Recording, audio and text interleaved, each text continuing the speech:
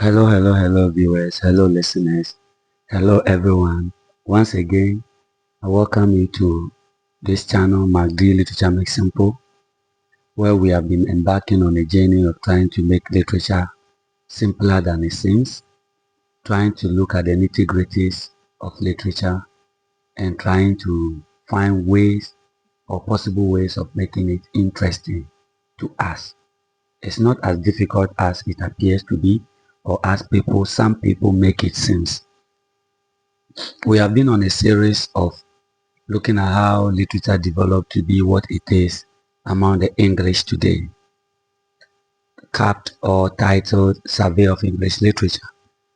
Today I want to concentrate on the life of William Shakespeare. Particularly, I want to look at his immeasurable contributions towards the development of literature in England or for the English. In other words, I want us to look at his immense contribution, the roles he played, the kind of writings he did. So we are going to look briefly at his early life, but I wouldn't pay so much attention to the history part of it. Now, if you look at the first slide on your screen, it gives you a brief introduction of what I'll be looking at today. That is the significant roles that he played. He was one of the greatest playwrights that ever existed when it comes to English literature. One of the greatest playwrights. He was known to have written quite a number of plays, 38 plays, if I get my figures right. And I think out of the plays that he wrote, what made him popular were his tragedies. He was a tragic writer, if I could put it that way. He wrote quite some interesting tragedies.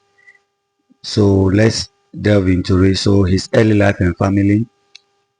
So he was born in Stratford in 1564. His parents had 8 children. He was the third among the 8. And when you continue his education, he has to travel out of Stratford to go and get some education for himself. He attended the local grammar school. He got there are a lot of things about Shakespeare's early life that you can talk about. How he had to leave Stratford to go and do something for himself. How he has to join Lord Chamberlain's men and started acting. That also brought him that also offered him the opportunity to exhibit his talent in acting and writing. So we can say that joining Lord Chamberlain's men ushered him into the creative art industry or into what we call the creativity that he displayed. So you have that one too on your screen. And he wrote quite a number of interesting stuff that we'll be looking at. Now let's zoom straight to the focus of today's class.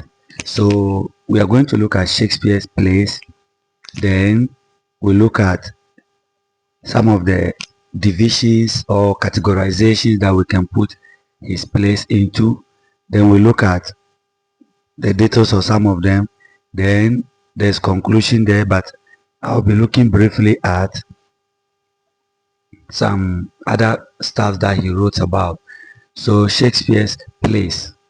Now, Shakespeare, like I said at the introductory part of today, was notable for writing plays. He did write poems a lot for that matter that I will talk about, but he was quite known for writing plays and he completed 38 plays. That isn't easy. 38 plays were completed by William Shakespeare. I personally prefer to call him a knowledge baron, that is, or a reservoir of knowledge. A reservoir is like a storage system that is made or designed or created to store something. It could be water, it could be liquid, any form of liquid or anything. So I see him as someone who has been created to store knowledge, because when you read his writings, Shakespeare contributed a lot of words into the English language. That one alone should tell you how important he was. So out of the 38 plays that he wrote, his plays can be categorized into histories, comedies, tragedies. So these are the three broad categories of plays that Shakespeare wrote. Now, if you look at his history, it delves into the early lives of the English or England, some of the historical past of England, some of the things that happened in the lives of England, some of the rulers and what they did and what happened during their tenure. So if you are looking at his history, you are going to read about King Richard II, King Henry the Fourth, King Henry the Fifth, King Henry the Sixth, King Richard the Third, King Richard the Fourth. All these are people who ruled England, kings who ruled England. And during their time, sometimes the best way to recollect a historical event is to look at the dominant figure during the era. So that's why you have king, or Richard and the rest. Now, you can also talk about some of his comedies. So you can see notable histories and comedies. Sorry for my voice today. It cannot stop us from doing a video. So let's continue. Alright, so he wrote quite a number of comedies. We have Comedy of Errors. We have The Taming of the Shrew. We have The Merry Wives of Windsor. We have quite a number of them. People Love As You Like It. That's a very great one. Other people also likes Midsummer Night's Dream. It's quite a very interesting comedy, Midsummer Night's Dream. I've read quite a number of his books, and you need a very good level of language, English language comprehension.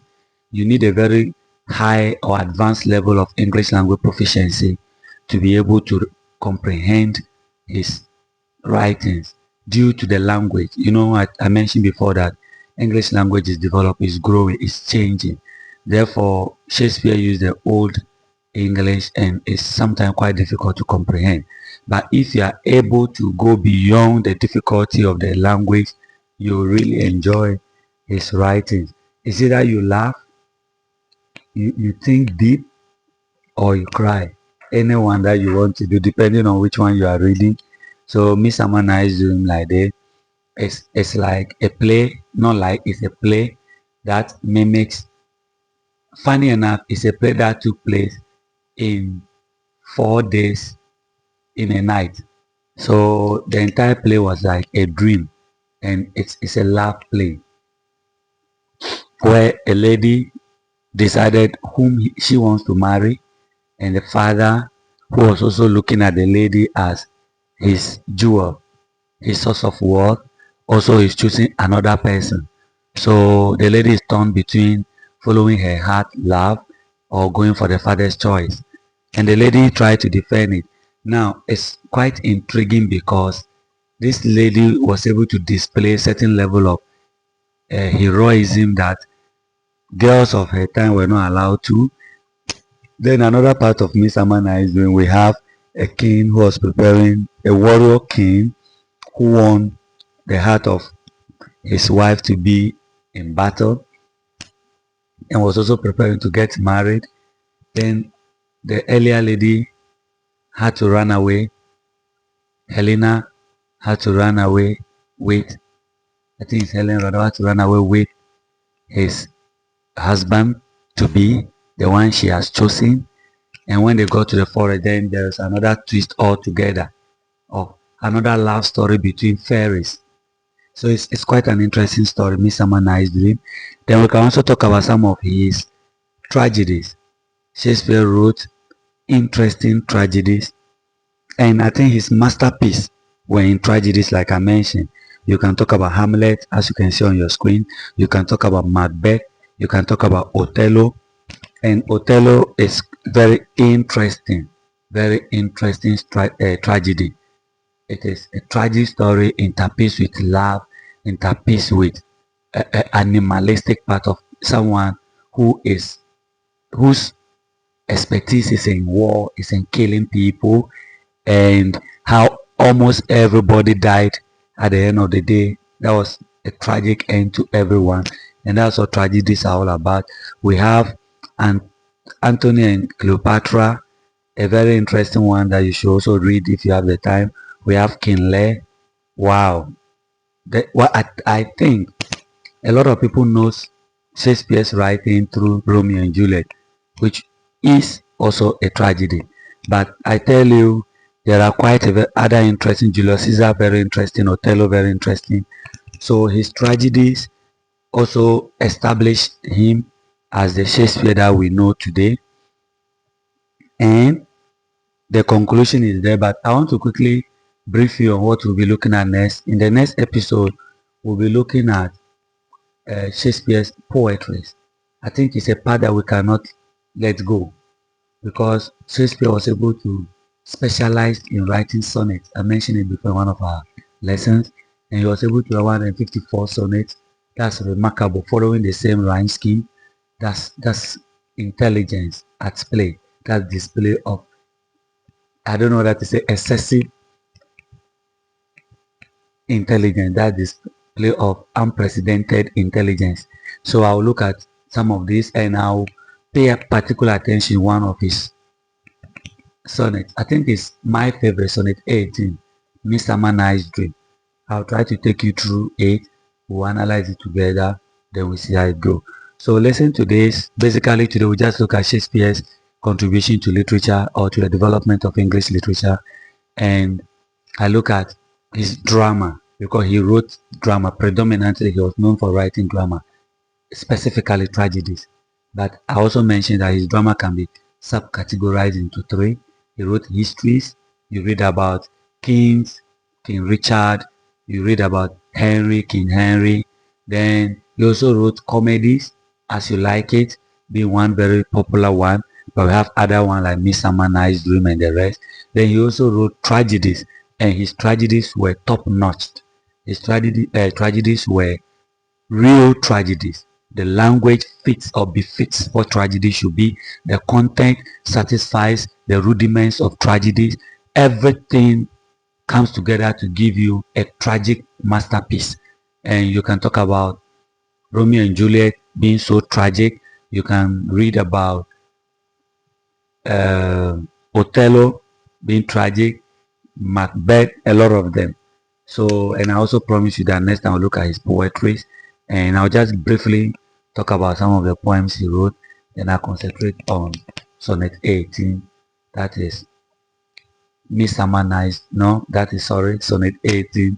That is Shall I Compare Thee to a Summer's Day?